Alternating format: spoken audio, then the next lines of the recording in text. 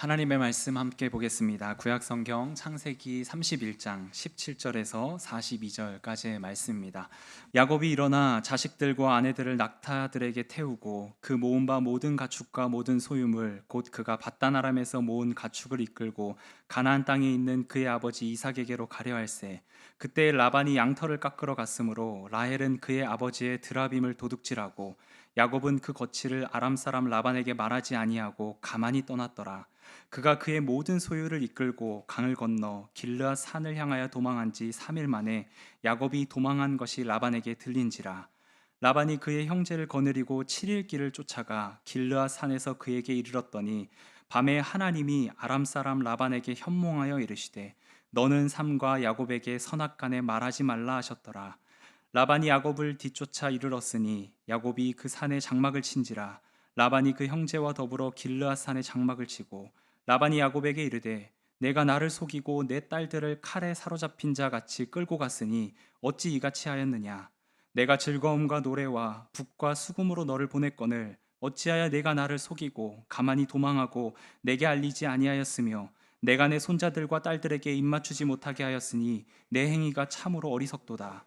너를 해할 만한 능력이 내 손에 있으나 너희 아버지의 하나님이 어젯밤에 내게 말씀하시기를 너는 삼가 야곱에게 선악간에 말하지 말라 하셨느니라. 이제 내가 내 아버지의 집을 사모하여 돌아가려는 것은 옳거니와 어찌 내 신을 도둑질하였느냐. 야곱이 라반에게 대답하여 이르되 내가 생각하기를 외삼촌이 외삼촌의 딸들을 내게서 억지로 빼앗으리라 하여 두려워하였음이니이다.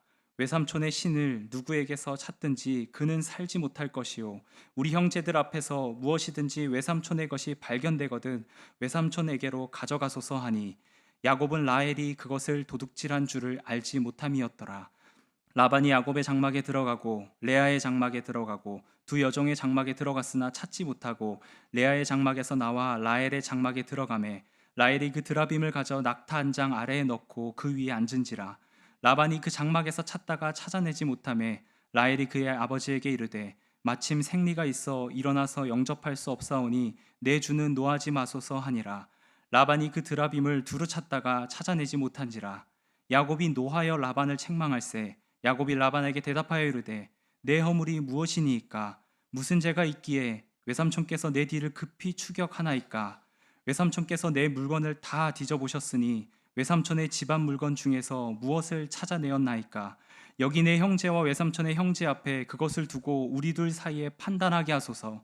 내가 이 20년을 외삼촌과 함께 하였거니와 외삼촌의 암양들이나 암염소들이 낙태하지 아니하였고 또 외삼촌의 양떼의 순양을 내가 먹지 아니하였으며 물려 찢긴 것은 내가 외삼촌에게로 가져가지 아니하고 낮에 도둑을 맞았든지 밤에 도둑을 맞았든지 외삼촌이 그것을 내 손에서 찾아왔으므로 내가 스스로 그것을 보충하였으며 내가 이와 같이 낮에는 더위와 밤에는 추위를 무릅쓰고 눈 붙일 겨를도 없이 지냈나이다. 내가 외삼촌의 집에 있는 이 20년 동안 외삼촌의 두 딸을 위하여 14년, 외삼촌의 양떼를 위하여 6년을 외삼촌에게 봉사하였거니와 외삼촌께서 내 품삯을 10번이나 바꾸셨으며 우리 아버지의 하나님 아브라함의 하나님 곧 이삭이 경외하는 이가 나와 함께 계시지 아니하셨더라면 외삼촌께서 이제 나를 빈손으로 돌려 보내셨으리이다마는 하나님이 내 고난과 내 손의 수고를 보시고 어젯밤에 외삼촌을 책망하셨나이다.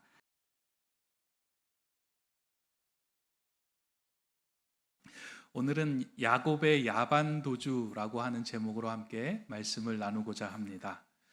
이제 야곱은 아버지 이삭의 집을 떠나서 하란에서 20년 동안 머물다가 이제 드디어 고향길로 나가는 그 걸음에 서게 됩니다. 20년 동안 하나님께서는 하란에서 야곱을 근사한 하나님의 사람으로 조금씩 다듬어 가셨습니다. 그런데 하나님께서 야곱을 다듬어 가실 때 야곱의 기질 자체를 바꾸게 하신 것이 아니라 야곱의 성품을 조금씩 다듬어 가셨습니다. 하나님께서 사람을 이렇게 다루어 가실 때, 다듬어 가실 때 그 사람의 기질 자체를 완전히 바꾸시는 것이 아니고요. 기질은 그대로 있지만 그 사람의 성품을 다듬어서 하나님의 소리, 하나님의 음색, 하나님의 고유한 모습의 형상을 찾아가도록 바꾸게 하십니다. 야곱은 하나님을 만난 이후에도 여전히 그의 기질은 그대로 있었습니다. 자신이 이루고자 하는 목표를 향하여 돌진하는 집념의 사람이 야곱의 모습이었습니다. 물론 하나님은 그러한 야곱의 기질까지도 선용하여서 하나님의 일을 이루어가는 인생이 되게 하셨습니다. 조금 다른 표현으로 보면 하나님은 야곱을 바이올린에서 첼로로 바꾸거나 첼로에서 콘트라베이스로 바꾸는 것에 관심을 두지 않았습니다. 바이올린 그 소리가 제대로 울릴 수 있도록 그를 조율해 가신 것입니다.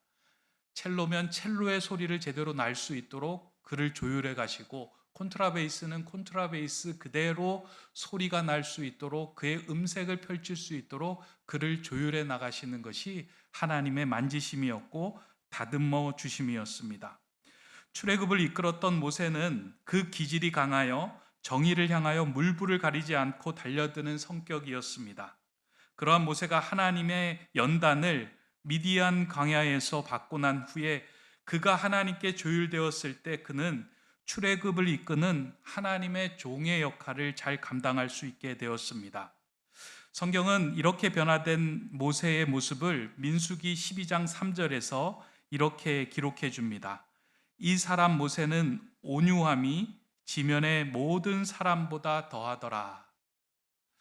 그러니까 모세의 강인하고 불같은 기질은 그대로 있지만 그의 기질이 하나님께 조율되어 하나님께 통제되는 삶을 살아가는 온유한 삶이 되었다라고 이야기합니다. 온유라고 하는 것은요, 그냥 부드러움이 아니라 하나님께 통제되어 하나님이 원하시는 방향대로 힘을 쏟는 그 모습을 온유다라고 이야기를 합니다. 야곱 또한 베델에서 하나님을 만난 이후에도 여전히 그의 기질은 그대로 있었습니다. 그래서 원하는 목표를 향하여 강한 집념을 보여주며 사랑하는 라헬을 위하여 7년을 며칠처럼 살아갔습니다. 외삼촌의 양떼를 칠 때에도 자신에게 맡겨진 일에 대하여 강한 집념과 끈기로 그 일을 감당해내었습니다. 이러한 상황들이 일단락된 후에 야곱에게 생겨난 강한 집념은 이제 고향으로 돌아가야 한다는 목표가 생긴 것입니다. 이전에 야곱이라면 당장 떠나야 되는 사람이었지만 야곱에게 있어서 달라진 점이 있다면 하나님께서 뭐라고 말씀하시는지 그 음성을 듣고 지금 자신이 처한 상황과 함께 어우러져서 내가 어떠한 결단을 내려야 되는지를 고민하는 그 시간을 가졌다는 겁니다. 그러니까 하나님의 사람은 어떠한 자극이 왔을 때 그 자극에 대해 금세 자신의 습관대로 반응하는 것이 아니라 그 공간을 두어서 하나님의 말씀과 상황이 어우러지도록 하는 사람, 그게 하나님의 사람이고 하나님께 조율된 사람의 모습입니다. 그러니까 20년 동안 하나님은 야곱을 다듬어서 그러한 모습을 갖게 한 것입니다. 그래서 떠나야 되는 상황, 집으로 가야 되는 상황, 이 상황이 언제 하나님의 말씀과 어우러져서 내가 가야 될 것인가, 그것을 묻던 중에 이제 그 떠나야 할 시기를 찾게 된 것입니다. 그러던 중에 이제 외삼촌 라반이 양털을 깎으러 간다라고 하는 소식을 이제 야곱이 듣게 됩니다. 그 당시에 목장에서 양털을 깎는 일이라고 하는 것은 그냥 양털을 깎는 자리가 아니라 축제의 자리였다고 합니다. 그래서 한쪽에서는 양털을 깎고 한쪽에서는 축제를 하면서 이틀이나 사흘 동안 온 사람들이 모여서 그 자리를 축제로 즐기던 자리가 그 양털을 깎는 자리였습니다. 그래서 그 양털을 깎는 그 일들을 통해서 수입을 올리기도 하고 또 겨울을 지나고 새로운 봄을 맞이하는 그런 놀라운 활력소의 자리가 이제 양털을 깎는 자리였는데요. 그 양털을 깎는 자리에 이 야곱의 가정은 초대를 받지 못한 거예요.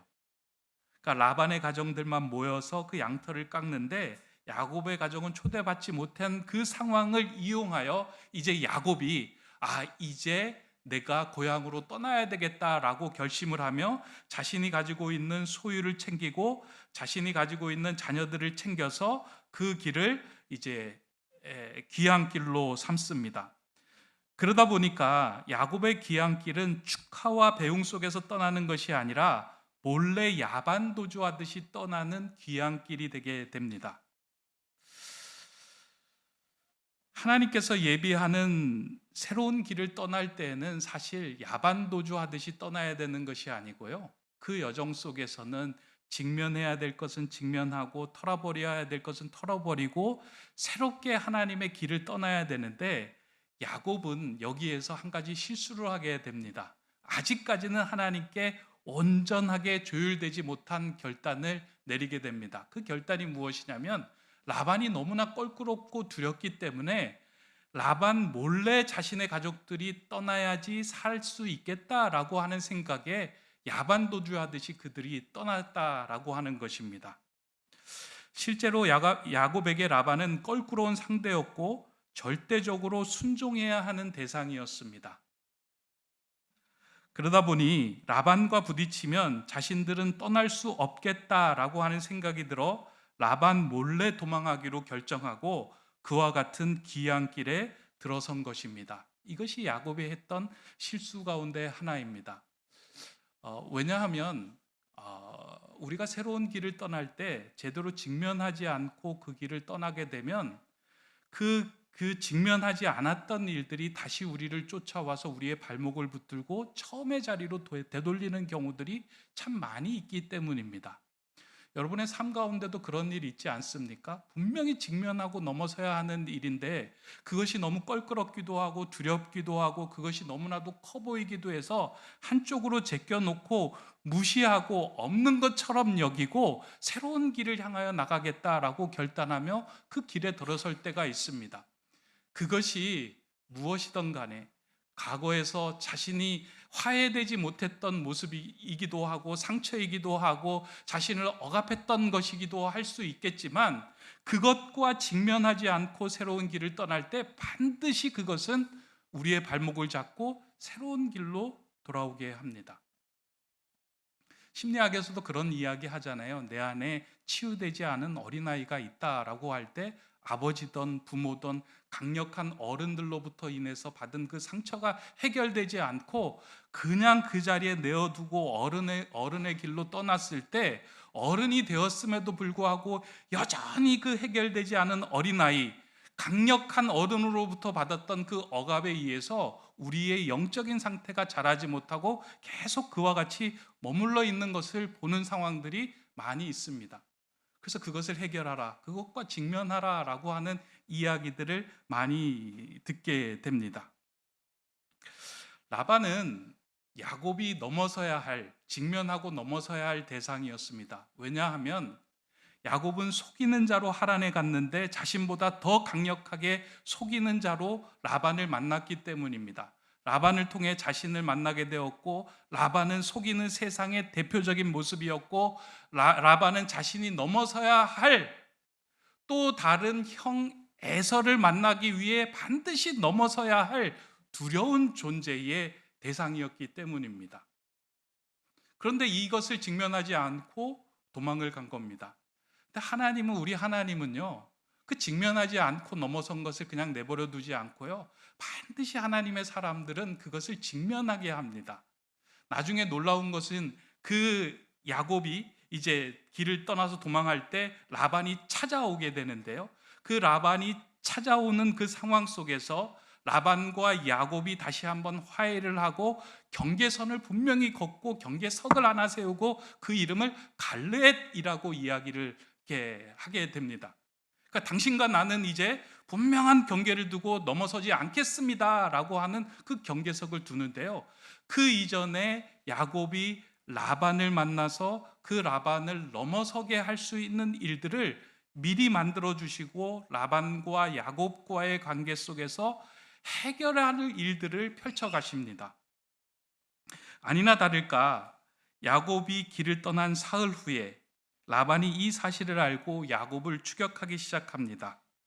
사흘 후에 알게 되었다는 것은 늦게 안 것이 아니라 그 즉시, 떠난 즉시 알게 되었다라고 하는 의미입니다. 왜냐하면 야곱의 양떼와 라반의 양떼의 거리가 사흘 길이 떨어진 거리에 있었기 때문입니다.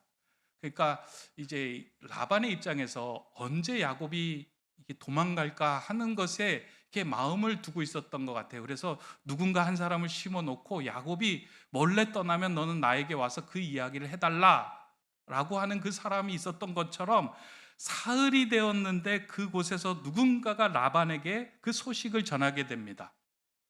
그래서 사흘이 지난 후에 라반이 그 소식을 듣고 그 즉시로 추격대를 꾸려가지고 야곱을 쫓기 시작합니다. 그리고 오늘 성경을 보니까요, 그렇게 7일을 달려 저녁 때가 되어 길르앗산 근처에 도착을 하게 되니 멀리 도망가고 있는 야곱을 이제 라반이 발견하게 됩니다. 바단 아람에서 부엘세바까지 가는 길에는 평지도 있고 산지도 있는데요, 야곱은 머리를 썼던 것 같아요. 이렇게 평지로 가면 너무나도 한눈에 보이니까 잘 도망갈 수 없겠다 생각해서 길르앗 산지를 택해서 도망을 갔던 것 같아요. 그래서 열심히 10일 동안 열심히 달렸습니다. 하루에 한 3, 40km를 달려서 길르앗 산 근처에 도달을 한 겁니다. 그런데 이제는 라반이 쫓아오지 못하겠다라고 생각했을 그쯤 10일쯤 지났을 때에 멀리서 라반이 쫓아온 겁니다. 말을 타고 달려왔는데 10일 길을 7일 만에 쫓아오게 된 거예요.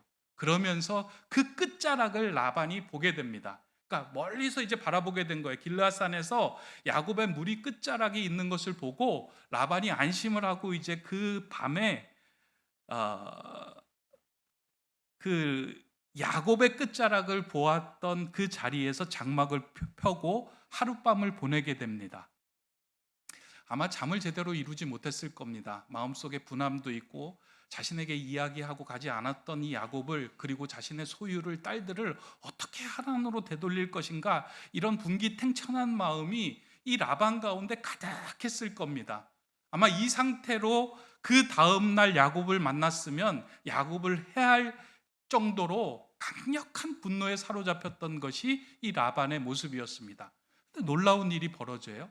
어떤 일이 벌어지냐면, 그날 밤 잠을 자고 있는데 하나님께서 라반을 찾아가시면서 말씀하는 거예요.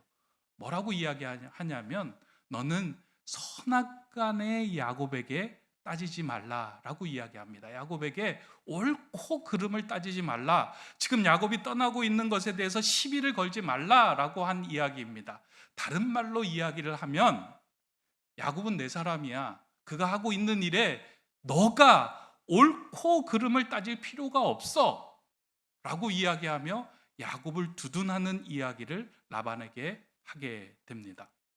저는 이 본문을 읽으면서요, 참 우리 하나님 좋으신 분이다 라고 생각을 합니다. 그러니까 야곱이 비록 실수는 하였지만 그 분노에 가득한 라반이 다가와서 이제 야곱을 죽여야 하는 그 시점에서 하나님께서 찾아가셔서, 미리 쫓아가셔서 추격하셔서 라반의 마음에 나타나시고 라반의 꿈에 나타나셔서 이야기하는 거예요. 야곱 내 사람이야, 건들지 마. 하나님의 약속의 사람들은 이런 사람들이구나. 여러분들도 걱정하지 마시기 바랍니다. 누군가 쫓아오더라도, 누군가 여러분을 추격하더라도, 여러분들이 직면하고 있는 문제가 너무 커서 도망가고 있는 상황일지라도 여러분들은 걱정 안 하셔도 됩니다. 왜냐하면 하나님께서 미리 여러분들보다 앞서서 그 상황을 쫓아가셔서 그 상황들에게 이야기할 겁니다. 야, 승철이는 내 사람이야, 건들지 마. 이런 이야기들을 저와 여러분들에게도 하고 계시는 분이 우리 하나님이십니다. 이렇게 라반의 꿈에 나타나셔서 야곱을 지키고자 하신 것은 야곱 때문이 아니라 하나님이 야곱과 하신 그 약속 때문입니다.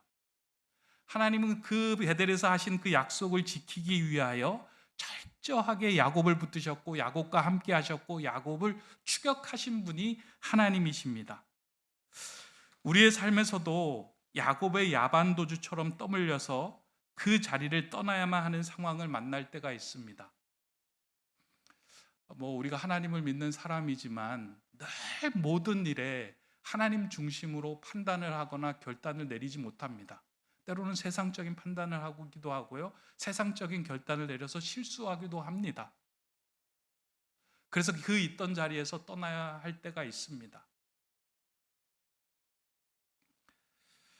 그러나 그 상황에서도 하나님은 오히려 그 상황을 통해서 우리의 삶을 다듬어 가시고 하나님의 근사한 사람으로 빚어가는 상황과 여건으로 만들어 주시는 분이 우리 하나님이시다라는 것입니다.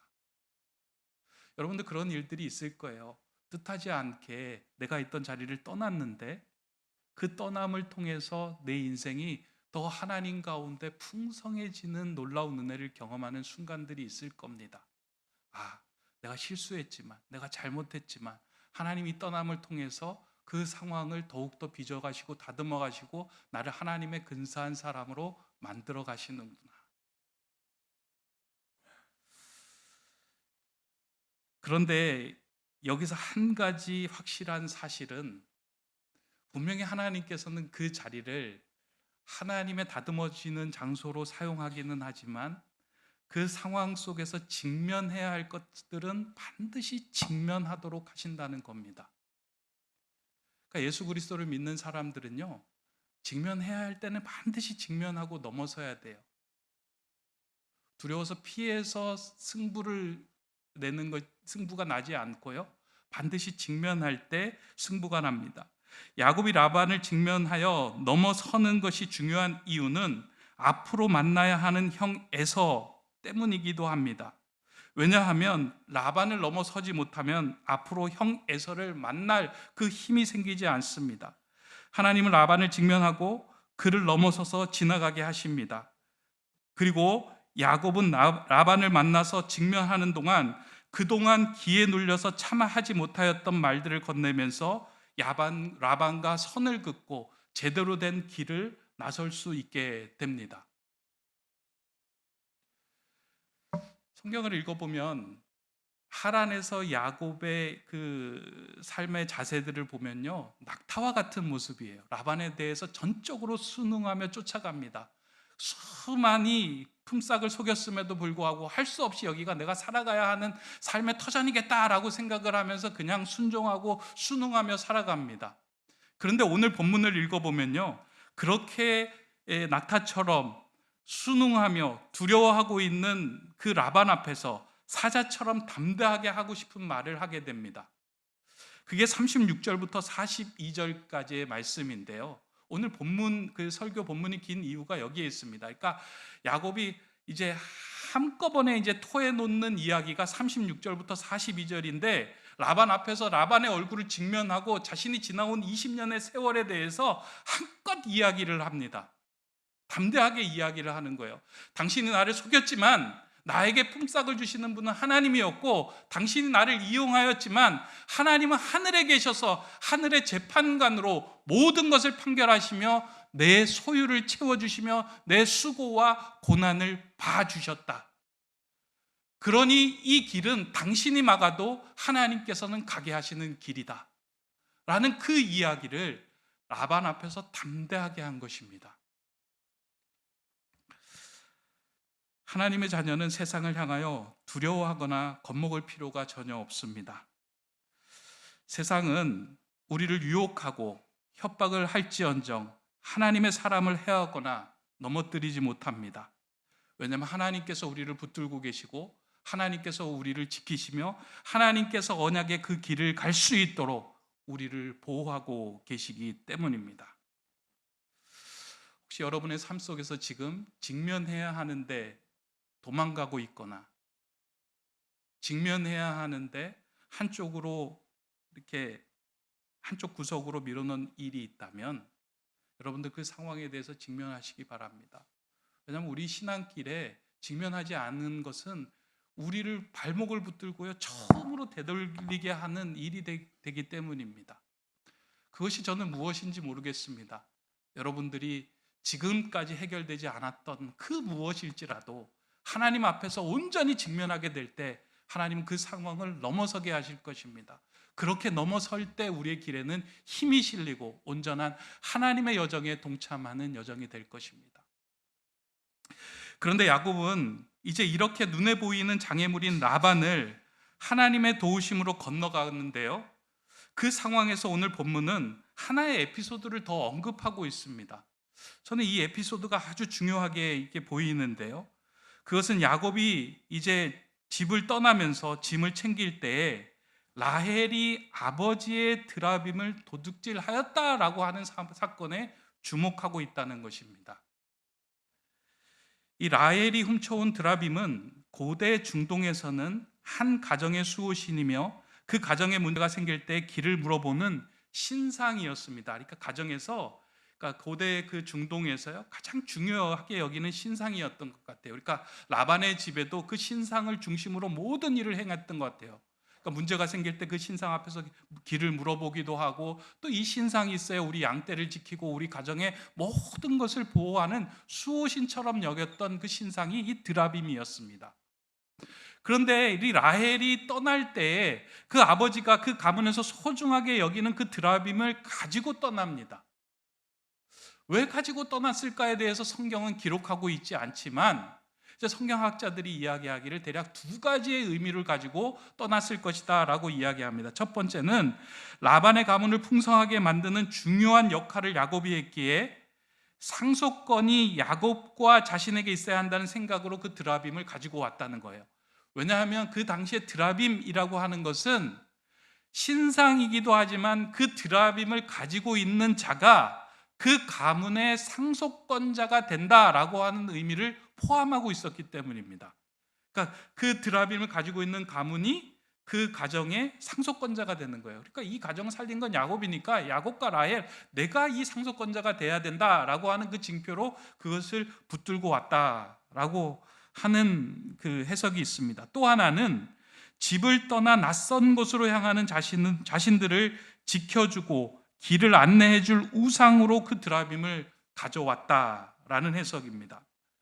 어쨌든 라헬은 야곱을 통해서 하나님을 알고 있었지만 만약을 위하여 보험을 드는 심정으로 드라빔을 챙겨가지고 그 하나님께로 가는 여정에 동행한 것입니다.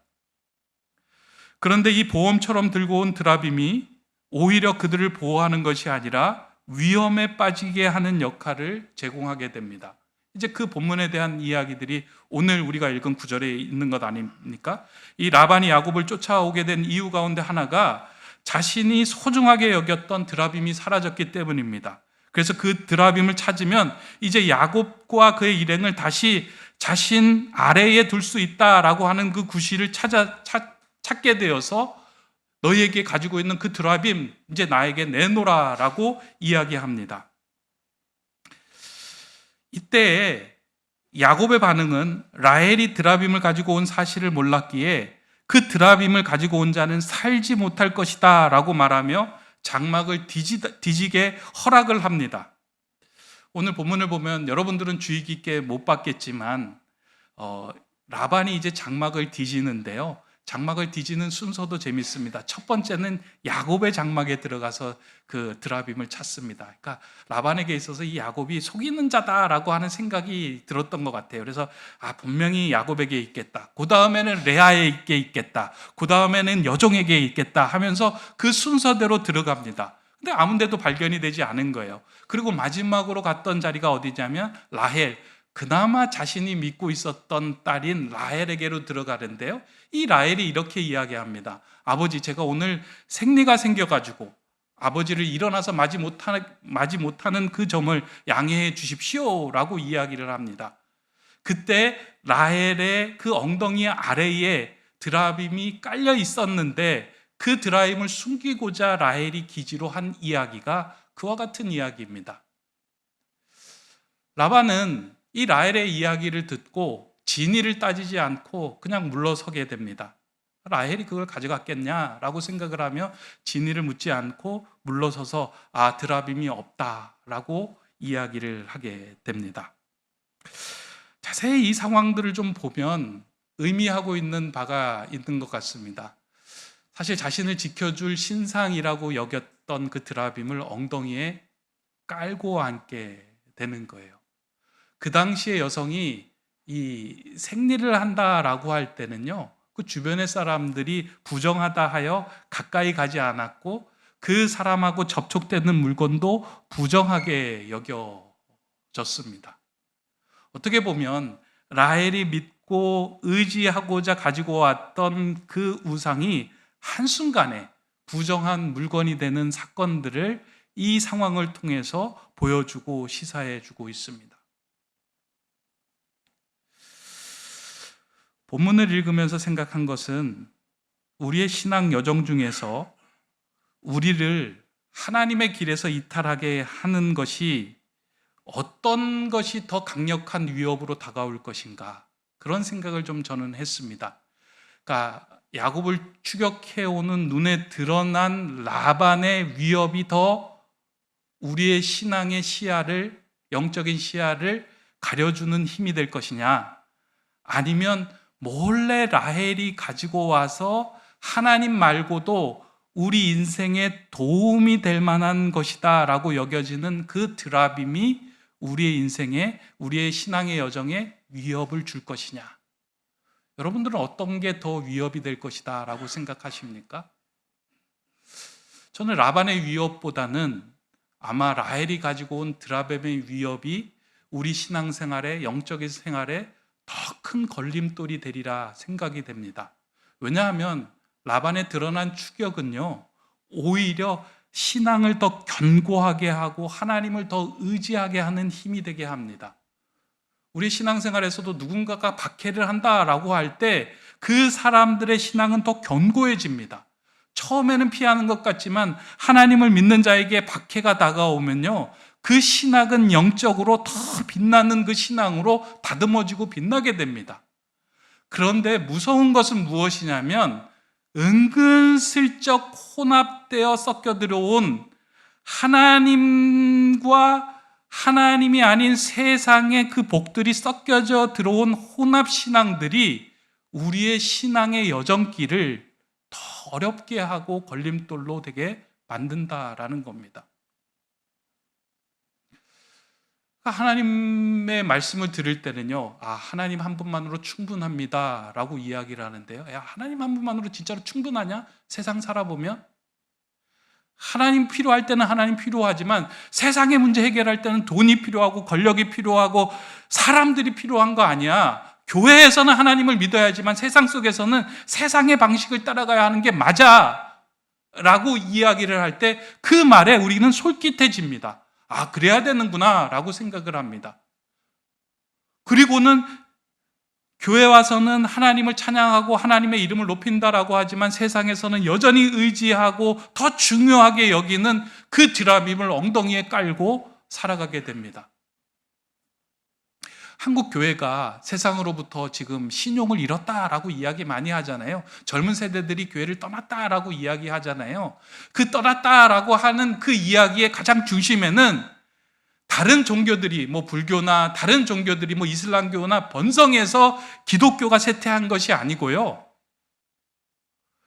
교회 안에 엉뚱하게 엉덩이에 깔려있는 그 드라빔 때문에 교회가 신용을 잃은 것 아니겠습니까?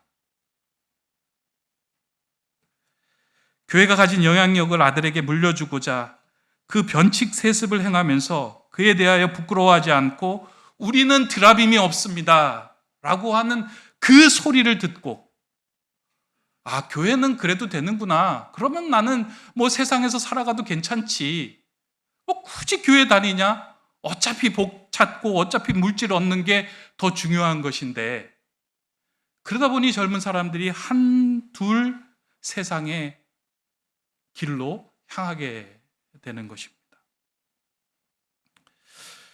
근데 이러한 모습은 교회에만 존재하는 것이 아니라 우리 자신에게도 존재합니다. 하나님과 세상을 적당히 혼합하여 일의 상황마다 의지하고 붙드는 것이 순간순간마다 달라집니다. 하나님을 의지하는 것 같지만 사실은 자세히 들여다보면 보험처럼 들어놓은 그 드라빔을 엉덩이에 깔고서 요게 내 힘이 되겠다라고 생각하며 그것을 의지하며 살아갑니다.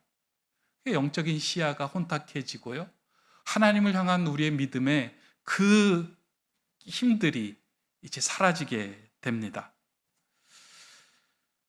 아주 의미 있는 사실은 라헬은 약속의 땅인 가나안 땅에 들어가기 이전에 그 도중의 여정에 죽고 맙니다.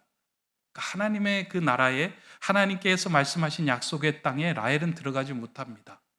그리고 이 야곱의 일행이 가나안 땅에 들어가기 전에 하나님께서 명령하시는 것이 무엇이냐면 나무 밑에 구덩이를 파놓고 너희들이 가지고 있는 우상 비슷한 것들은 다 그곳에 던지고 들어가라 라고 명령을 합니다. 그래서 다 그곳에 묻고 들어갑니다.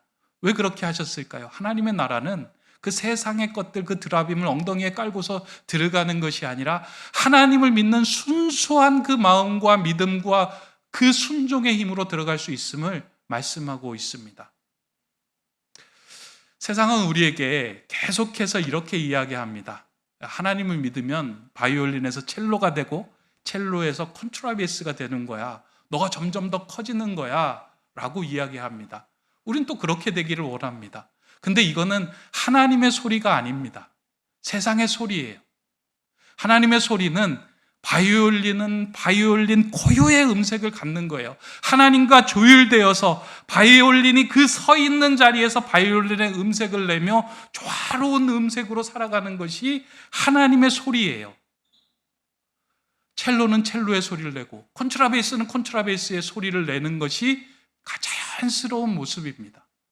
자기가 서 있는 자리에서 하나님과 조율된 모습으로 살아가는 그 삶이 하나님께서 우리를 근사하게 다듬어 가시는 삶이지, 세상의 성공과 번영을 쫓기 위해 하나님을 이용하는 삶이 하나님께서 우리에게 요구하시는 삶이 아니다라는 것입니다. 하나님의 길을 가는 사람들은요, 이 두 가지를 늘 마음에 두고 새겨야 돼요. 직면하여 넘어설 것은 반드시 직면하여 넘어서야 되고요, 우리의 삶 속에서 은근하게 들어와 있는 그 드라빔, 그것들은 버리고 가야 합니다.